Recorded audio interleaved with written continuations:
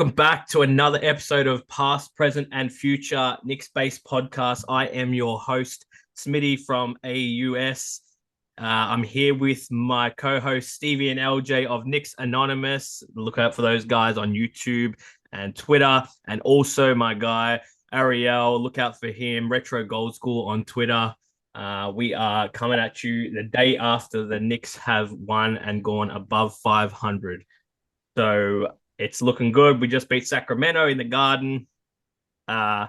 Things are probably better than we thought. So, as you guys know, we dive into what's happened, what's current, and what's yet to happen in everything Knicks. So, start this off as per usual. I'll let everyone just say what up and to the team and to the viewers, and then we're going to jump straight in. So, say what up, guys. Drop any of your handles if you want now. We're going to do it at the end too, though. But welcome guys. Good to see you all again. It's been a minute, but it's good to see everyone. It's been 6 games since we last got together. So how's everyone feeling just before we jump into this? Sensational. I'm feeling great, man. Feeling All great. good.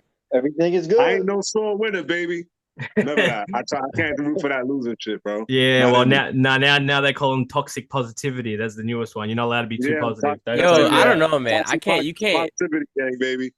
We can't win. We can't win in peace. We can't lose in peace. Knicks fans can't do shit in peace. Like, oh my god, they want to rebuild, bro. That's why we say we're not ready. Like, these cats screaming rebuild. They're not ready for that, bro. They're not. They're not ready for that. No. I think Knicks fans are just stuck in. I know you hate this term, but I think the Knicks fans themselves are stuck in purgatory, not the team. I know you say you don't like people saying, but I think the fans are stuck. I think the fans mostly are stuck in purgatory. Knicks Twitter is the wildest. I posted a tweet about this the other day. It's the wildest I've ever seen it in my 3-4 years now being on it. And we're winning. And we're winning. Winners, bro. I'm telling you, so winners. And look how we're winning. It's something else. So let's. Crazy. Y'all weren't lying. Yeah, we're not lying. Yeah, so anyway, we're here to be a better voice, at least, or try to be. We don't claim to be better than no one. Sorry, though, for just to put that context. No, but we're here to be a calming voice, if you will. As positive as we can be, man. Yeah, without overdoing it. So we're realistic in here. So I'm gonna jump straight into it now, man. I'm gonna go straight with the past. As we do, we roll through the things. So what has happened since we last got together? So 6 games since we last got together. We are 4-2 in that skid. The first 2 we lost against Milwaukee and Dallas, and since then we have gone 4 in a row, beating Cleveland at the Garden, ATL at the Garden, Charlotte in Charlotte, and then Sacramento back home in the Garden just yesterday. Now, man, the last 6 games have been pretty good. I mean, Milwaukee. We only lost that game by 6. Obviously, Dallas is the only one where we got blown out. That was a horrible game. Jalen Brunson was pretty average in that. But it's been good. It's been good. We can't complain. When you go 4-2 out of 6 games, and now we're a game above 500. Tell us your thoughts on that, Ariel, man. I can't fault it. I've been pretty happy with what I've seen. Obviously, there's still ways we can always be better. But we've gone down to a 9-man rotation. We've seen Thibs go back to, the same type of scheme or game plan as we had in that year. We went back to the playoffs when Julius Randle won Most Improved just 2 seasons ago.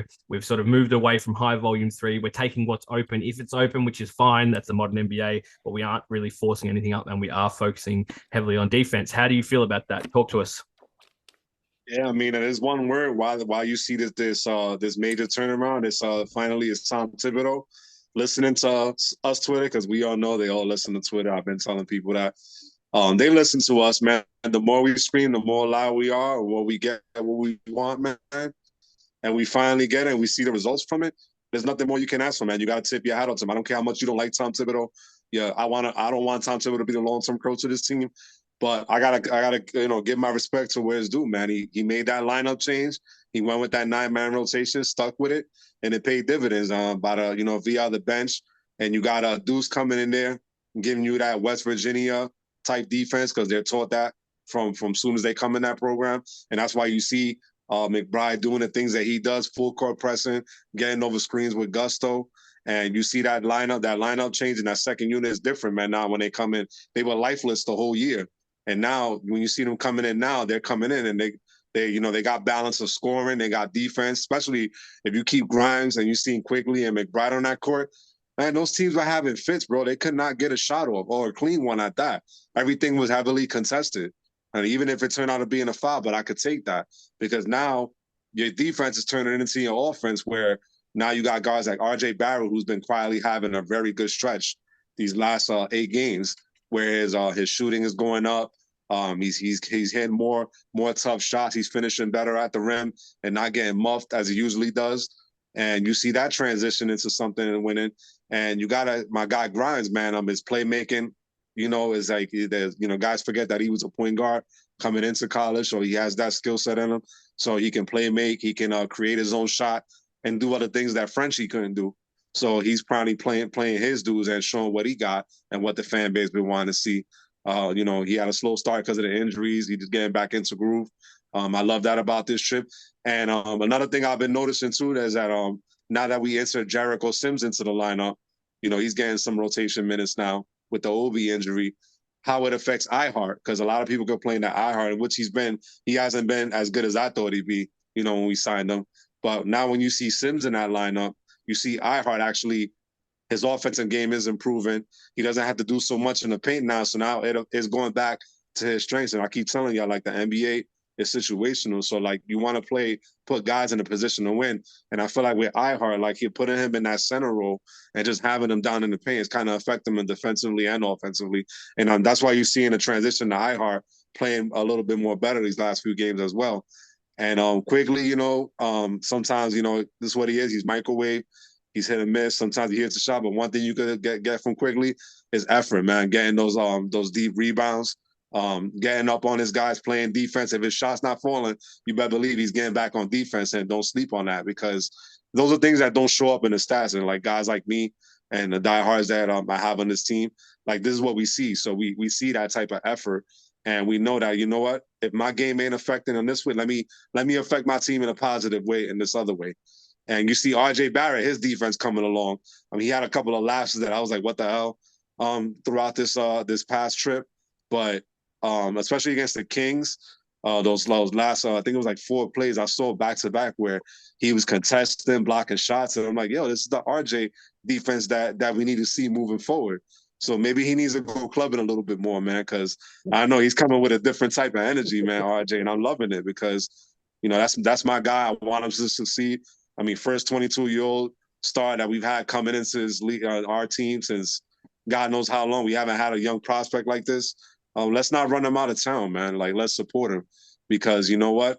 His numbers are getting better. Look, they're close to Julius Randle, and Julius Randle been balling out this whole trip, like I said, I could be critical of guys, but I could also support them when they're doing the right thing. Because that negativity shit ain't gonna go nowhere. Like you need to support your guys. He's wearing a Knicks uniform. I'm gonna support him. I don't root for losing.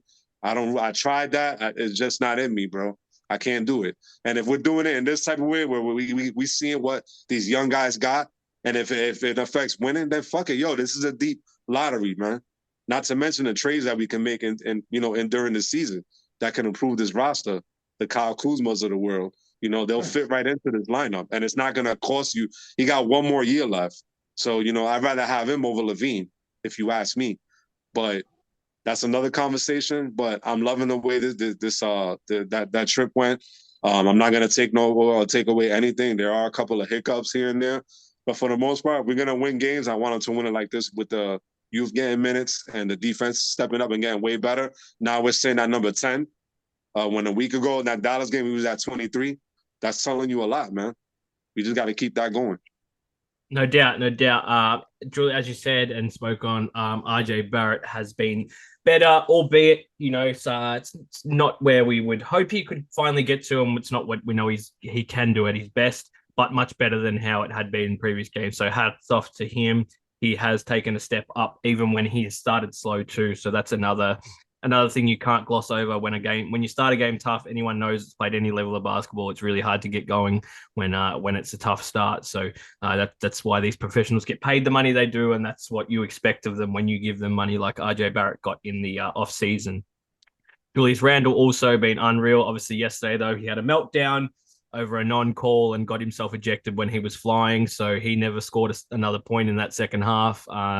He went, I think, 9 minutes in the third. He played 9 minutes of the third he played, and he was ejected around the 3-minute mark. So, and he didn't add any more score on, so didn't get a chance to. That's the issue we do have with Julius, although you could argue he still outscored Sabonis, by the way. Yeah, of course. And I mean though, that's his thing, man. He be dogging him all the time. He got it out for him. I don't know what he did to him, man. It was that All-Star year, the comparison, because that when Julius Randle was going up, the comparison was Sabonis Randle. Like, they were always like rivals. So I think Randle took it personally. Yeah, so I was always wondering why they had that beef. It seemed like they had beef or something. I don't know. It's just friendly competition. But I mean, look, don't get me wrong, Randall had done great. I'm not taking away from none of that. But this is the attitude issue that we have, and a lot of fans have voiced, because you only have to go back a couple days before that, where the Kings played Cleveland in Cleveland and they outscored them 19-0 in the last 5 minutes of the game. So, and that was without De'Aaron Fox. So I mean, if it wasn't the case, and I don't really like to speak on what could have or didn't happen, but it could have very well been a crucial for us if other players didn't turn up, like RJ and that. So we are thankful, and that does speak to how well the team is doing right now over the last 6-game stretch, winning 4 of those. So I mean, let's not talk about what didn't happen, but we would like to see Julius rein it in and know when to let it go. So it's I can't complain. The youth being played, it's great. There's defense. He's giving them minutes. Hartenstein, well, you know how I feel about Hartenstein. I'm not going to go into that, but I have to agree, he has been right, but mostly he is Basura. So but we'll move on, man. We'll move on. Thank you for that, Ariel, man. I'm going to move straight into the present now. So as it stands, 14-13, 1 game above 500. We are currently better than teams such as the Miami Heat, the Toronto Raptors, the Chicago Bulls, Washington, Orlando, Charlotte, Detroit. Given we would have expected to be better than probably Detroit and Orlando at the very least. Washington as well. Look, they were doing well, but they've dropped off now. They've had a few injuries. Charlotte, I thought they might have actually been up around near where we were, but it hasn't worked out that way, even though they lost Bridges. But the big ones are Toronto, Miami, and Chicago. And we're actually on par with Atlanta, Indiana, and we're only half a game behind Philadelphia, so up at 5th. So we're right in the mix with a lot of teams that are good. We're actually in the mix with Indiana, who didn't think would be that good either. But we were absolutely not meant to be anywhere near Toronto, Miami, or Chicago if you had have asked preseason predictions. Not above them, that's for sure anyway. So, LJ, this one's to you. Brunson's also out currently. So we lost him yesterday. You could call that the past, but as it stands right now, he is listed as out. He has sprained his ankle in yesterday's game. We've been told, though, it's not panic stations. It's not as bad as it could have been, where you see some guys miss, 4+ weeks, so a month or month and a half, 4 to 6 weeks from a similar or like injury. We've been told it's probably going to be around the 1 week mark. So talk to us about where we're at now and what options we have to replace that, and what that impact that could have on our present record and going forward, because we go into next couple games, we go into a double against Chicago in Chicago, and it's not exactly a great run up to Christmas, but we are playing a team twice in a row that are beneath us. So talk to us about that. So with the Knicks in general as a team, I feel like they were going through an identity crisis. I think we wanted to become a high volume shooting team. And with that, we started to lack off on our defense a little bit, because like when everything is flowing, it's flowing. So like when your offense is flowing, your defense is flowing. When your defense is flowing, your offense is flowing. So I feel like with the 9-man rotation and what Thibs did in terms of like fixing things up, we actually gained our identity back, which was our defense. So we literally run our offense off of our defense in transition, because we've said it countless times, we have nothing but transitional players. So what better way to get in transition than with our defense? So I feel like as a team, you could see it gelling, especially throughout this week. We held teams under 100 points besides the Charlotte Hornets, but we held them to like 102. So I kind of don't want to count that, but because it was 102, it's 102. But for the most part, we've been holding good scoring teams under 100 points. So the Knicks are becoming that team where you see on the schedule, you're like, ah, shit, I don't want to play this team. Like, so I feel like moving forward, if we keep the defense the way it is, we will be, I wouldn't say unstoppable, but we're going to bang heads with a lot of teams that we shouldn't be banging heads with. Like you said, we're right in the middle with teams that if you asked preseason, I would have never told you we would be here. But now we're going to be going toe to toe with these top teams, like the Bucks. We almost beat the Bucks not too long ago. So, unfortunately we lost, but dude, that's not a team we're supposed to be going head to head with. So, in terms of the Jalen Brunson situation, everybody's numbers been getting called lately. So I think it's time for quickly to get a shot at the starting lineup and move Deuce to the backup. I see no reason why I think anyone that's what else we'll should see. I agree. Yeah, I think yeah. that is what we will see. A lot of people said D Rose, but I think we should just keep the way it is. I think everybody should just keep stepping up because we know who D Rose is. I'm not saying D Rose is bad because I just feel like he should be the backup to Deuce. I think everybody should just continue to get their minutes because everything is flowing right now. Everybody's getting their rhythm. Everybody's juices is flowing. So I just feel like we just keep the momentum going and we let D Rose just be D Rose. Let him be I'm sure he has something to do with this. I'm sure he has some type of coaching or something to help these guys progress. Because Deuce's offense hasn't actually been that horrendous. It's been like mediocre, but he's starting to get a flow of things with the offense. So, I'm proud of everybody that's stepping up, especially Quentin Grimes. He's doing a lot of things that I didn't even know that he could do. He's a high flyer. I did not know that. Like, he's out here trying to put putbacks. He's out here hustling. His playmaking is outstanding. Mitch is looking good. He's looking great. He's dominating on the offensive boards. He's making it known that if you don't have a center to stop me, I will crush you, especially on the offensive boards. He's had some pretty solid and consistent games. I mean, Mitch isn't a superstar. This isn't a big center man league anymore. It's very rare you find one. I mean, besides maybe a handful. But he's doing, I guess, what you would expect him to do. Maybe we would like to see him score a little bit more, which he has been trying to actively do, and I can't knock him for that. Even the free throws, he's starting to knock a few of those down more. Yeah, you're right, man. Mitch has been great recently. I mean, a little bit of foul trouble yesterday, but no big deal, man. He was there when it counted, and he had a great game doing what he's paid to do. Yeah, that was the refs. I'm not gonna blame all that on Mitch. That was a bad reffing game, dude. I'm not gonna lie. There was a lot of blown calls that I didn't really agree with. But in terms of his offense, I'm not really too worried about his offense because he puts the defense in a very bad situation. You gotta camp on him. And if you camp on him, that allows Quickly and Brunson to go and do their little floaters. Now, if you step up on those floaters, it's over. It's a done deal because it's going to go right up to Mitch and Mitch is dunking on you. So it puts the defense in a very bad ultimatum. And that's good because that's how you beat any defense. You make a defense think. If you let a defense just sit and just stay there, they're going to, like the zone. The zone's a perfect example. Zone, they just sit there and let you make the mistake. If you break down the zone and make them think, it's gonna crumble, and that's what we've been doing. We've been our offense has been inside out instead of outside in, and I feel like that's good because like Ariel said, we're playing to our strengths now, and this is the results. So moving forward, it's bad that Brunson, our star guard, is hurt, but I feel like the way Quickly has been playing and Deuce, I feel like everybody's gonna step up and and make the right decisions to win the game. For sure. I mean, look, I think we're primed, as you said, to see a quickly start for the next game if Brunson isn't fit to play, which, as it stands, we know he's going to spend some time on the sidelines.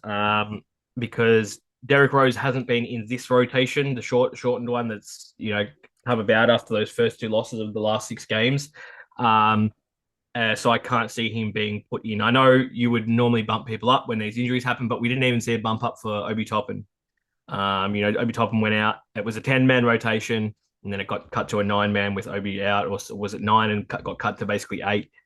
Obviously, if there's need and whatnot, there will be players brought up, but I just think in that position, it's just going to go straight quickly and deuce. Unless someone else gets hurt during the game or someone really needs a breather, which I doubt you're going to see either of those young guys want to come off the court at all. We're not going to see Derrick Rose step up. So I would be very surprised if that was the case.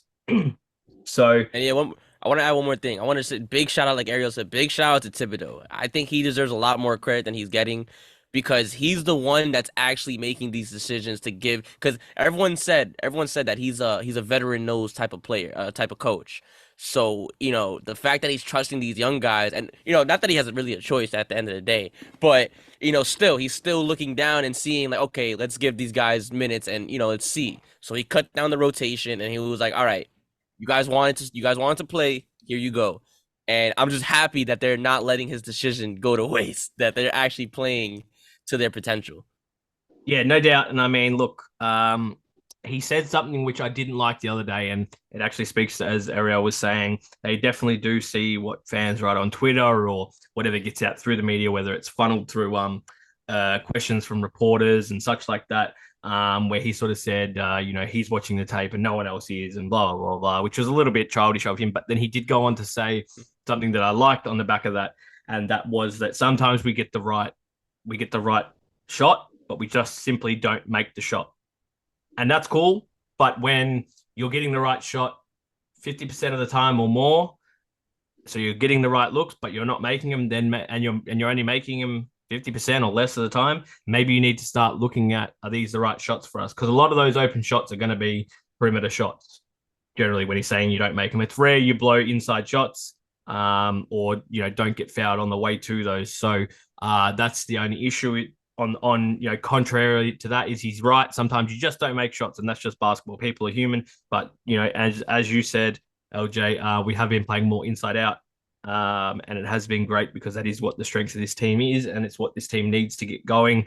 And most teams are actually set up to defend, outside in these days. So you can catch teams off guard that don't have the right personnel to guard inside out. So, or they set up, a reverse. They set up a reverse zone of a 3-2 instead of a 2-3, trying to guard the perimeter. So, when we were playing that game of let's try and shoot volume threes, it was very easy for them. They set up a 3-2.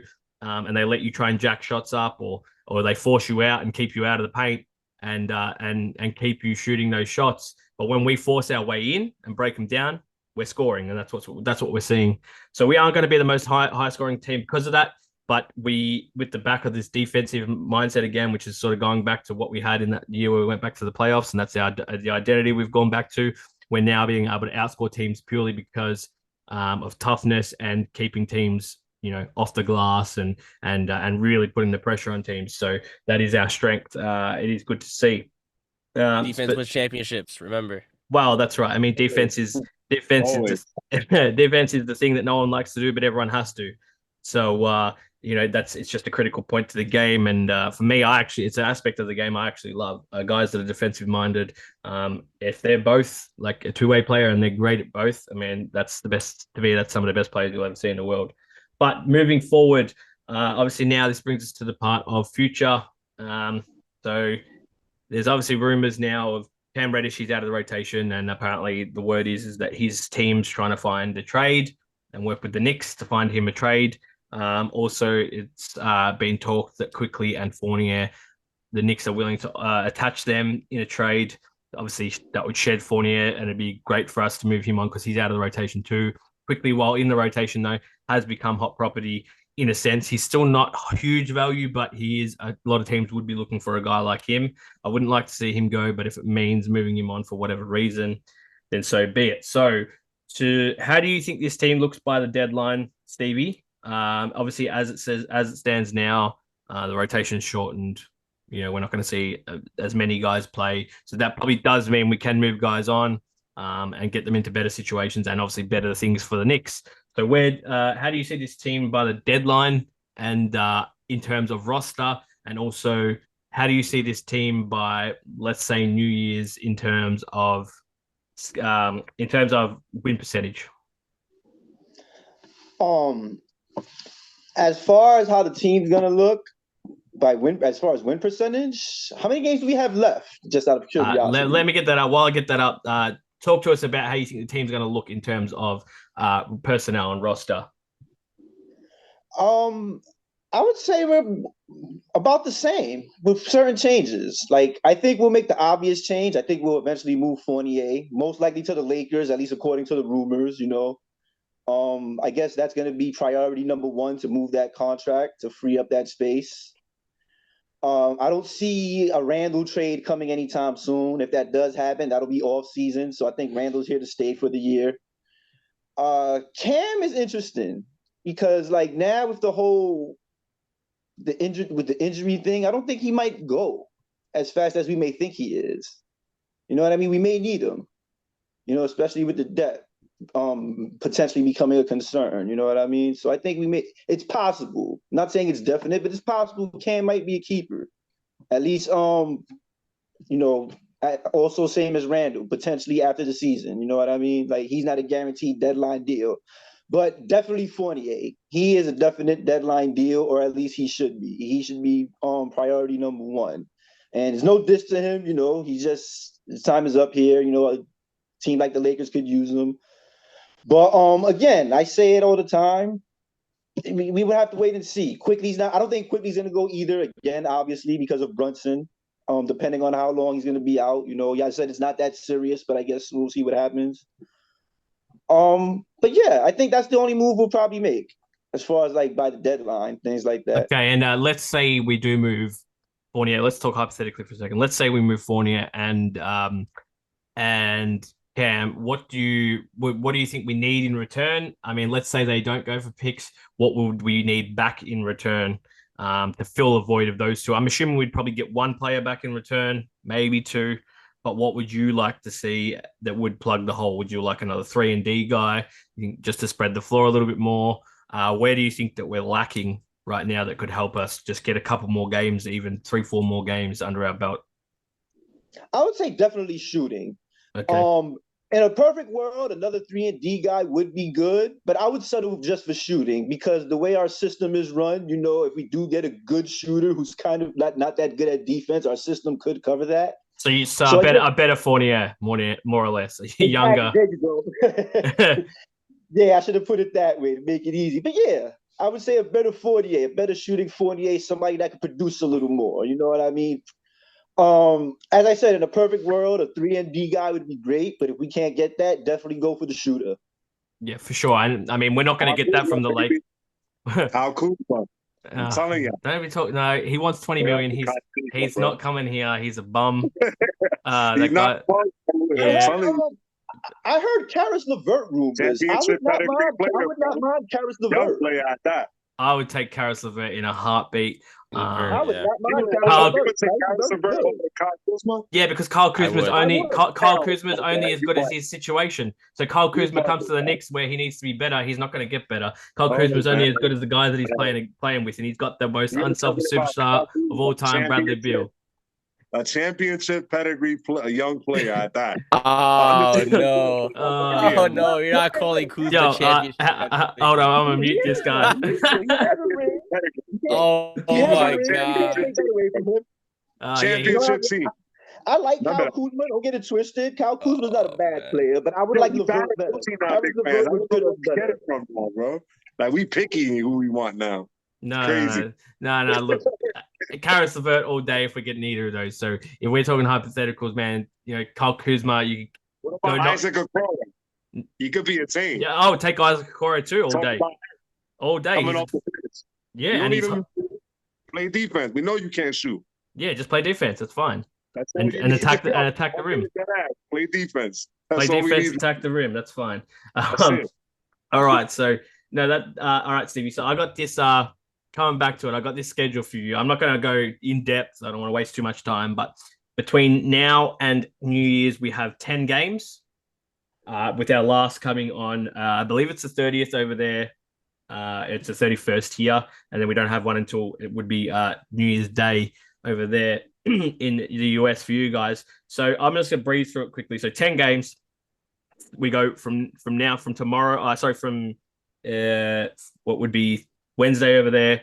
We go back-to-back games in Chicago. So we have a 3-game road stand: Chicago, Indiana, and we come back home and play in the Garden for 4 straight: Golden State, Toronto, Chicago, Philly. And then we go another 3-game homestand leading us up to finish it off: Dallas, San Antonio, and Houston. So we play Chicago 3 times. We play. I got us winning 2 of the 3 against Chicago. 2 of the 3, okay. So 1 at home, 1 at home, 1 in Chicago. I'm assuming we won't win both of these back to back. Next 2. I got us winning both back to backs and losing the other one. Okay, fair enough. I got the Pacers as an L. If Brunson's out, I don't see us stopping Halliburton. That's gonna be a problem. Golden State, I don't see us winning. Toronto after that. No, we got Toronto after that. I think they're beatable right now. I think they're down. I think we could beat Toronto. I'll put Toronto as a W. Yo, they got spanked by the Magic, bro. They got washed by the Magic. Twice. So, and then we go back to home. Obviously, you said we will lose that Chicago game. And then Philly, which is that's our Christmas Day game, right? Yeah, I got us losing on Christmas. Okay. Unfortunately. And then Dallas, San Antonio, Houston. I think we might win all 3 of those. Agreed. Okay, so what do we got there? We got probably out of 10. I think that sounds like about 1, 2, 3, 4. That sounds like 6 and 4. What does everyone think on that? Give us a quick. Don't go into depth. Just give us a quick. But that's what we are. The smile says everything. so what? I wouldn't be mad at that. No, it would be great. I mean, we've just done 4 and 2, so it's a similar thing. What do you think? But LJ? depending on how other teams do, we could pretty much see ourselves in the same spot, like in the fifth, 6th seed. So in about, I'll say like a month, we went from a play-in to a playoff team. Well, now, we're better. Like I said, we're better than a lot of teams. Not a lot, but okay, 3 major ones. They said we wouldn't be better than Chicago. They said we wouldn't be better than Miami. Obviously not. Going into the season, they said we wouldn't be better than Toronto because Toronto were tipped to be a top 4 team. So I think the argument moving forward from now on is just the consistency. Can we keep, because a lot of people are gonna say, "Oh, it's too early in the season. You can't really tell." So to that, it's on them right now because they show us what they can do when everything is putting everything in the right places. So again, I'd rather lose the games that we're supposed to, if you know what I mean. Like against the Bucks, the Sixers, those are the only games at this point I can accept an L. If we play against a team that we are head to head with and we lose, I'm gonna take that personally because now we have the ability to beat them. Now we're not just an average team. We are an average team, but like we're starting to work our way out of it. Yeah, we're starting to beat on that threshold. You know what I mean? Let me give you some numbers. So right now we've played 27 games, right? 14 and 13 gives you 27. That's as close as you can get before you get into decimals of being a third of the way through the season. So 27 times 3 is 81. We're basically, you could say we're at a third of the way through the season. So I'm going to put that noise of it's too early because we've just played a third of the season. It means we've only got to do that 2 more times. And I don't subscribe myself to the idea of these games in October and these games in November and these games in December don't mean shit. Because if you don't win those games, you're going to be struggling when it gets to January and February and March to get your ass to the time where you're going to be playing in late April and early May. So I don't subscribe to that. I never have. I never will. You're a professional. You're being paid a lot of money. These teams are making a lot of money. Winning equals money. And I think we've played like they're all important. And I think that's why you see teams like Indiana as well pop up because they are important, especially to those teams that aren't as skilled or aren't as deep, don't have the superstar talent. All right, maybe some of those superstar teams can take a bit of a rest, like we're seeing now with Brooklyn. You could argue, look at them. They started off horribly. Those games in October mean nothing. Well, they do and they don't because now they're in a good spot now. What are they, 4th or something? They've about 3-4 games above 500. But that might be the difference of them getting a preferable seed or an unpreferable seed when the time comes. But when you're a team that doesn't have that type of talent, every game absolutely matters because then you are 100% fighting for seeds. So for us, all the games are important. Being one game above 500 is great. I saw this team as a 500, either side of 500 team. Just obviously, pessimistic puts you below 500, optimistic puts you above, realistic puts you at. For me, man, I see us through these next 10. I see us going 6-4, maybe 5 and what would it be? Yeah, about 6-4, about 6-4, man, or 5-5 at worst.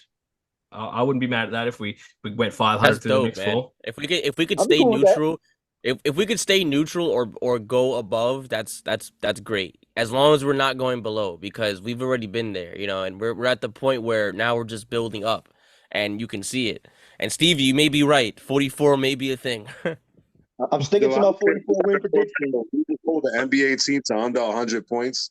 That's saying something. What did we have? I mean, all right. So look, Cleveland was missing Donovan when we played him, right? But didn't we hold those guys to like 80 points or something?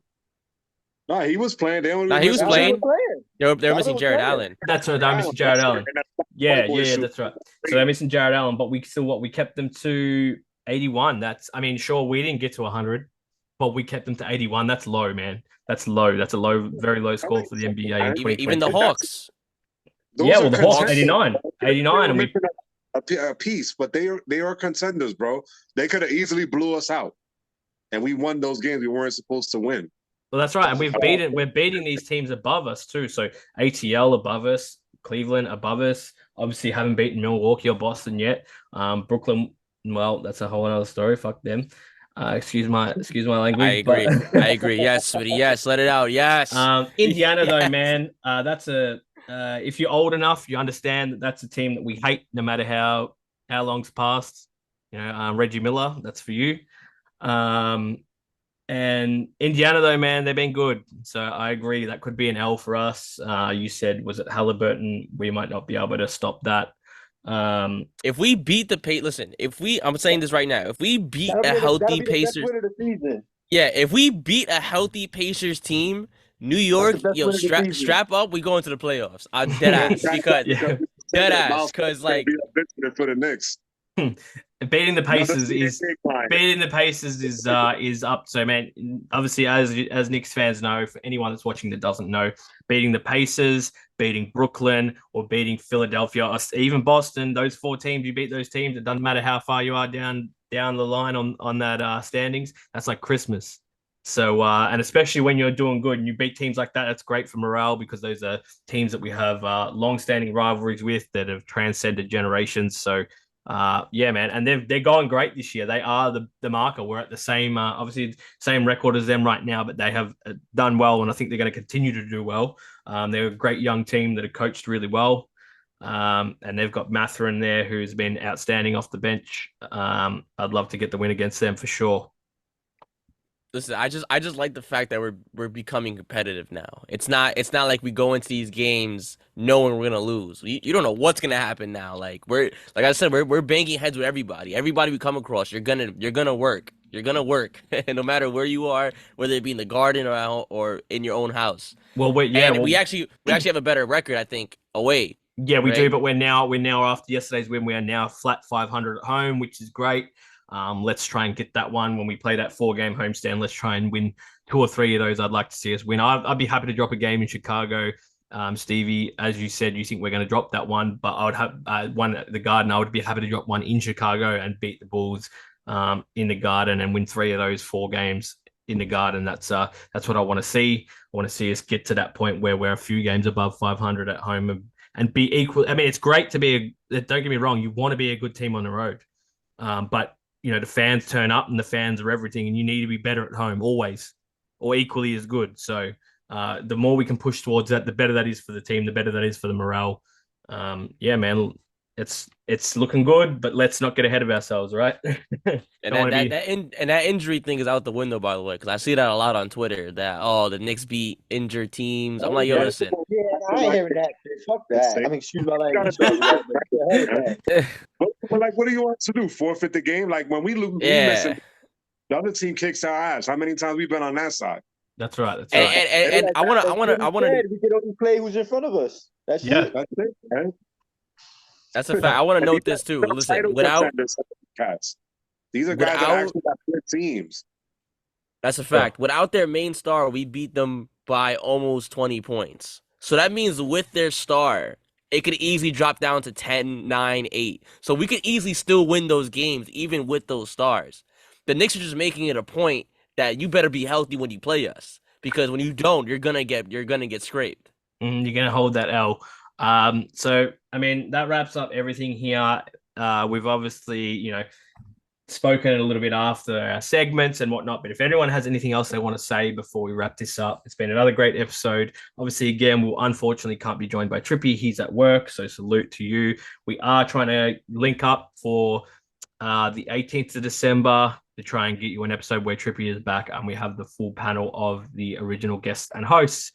So has anyone got anything else to say before we end this? Because about ready to get out of here, guys. I'm good, man. I said my piece.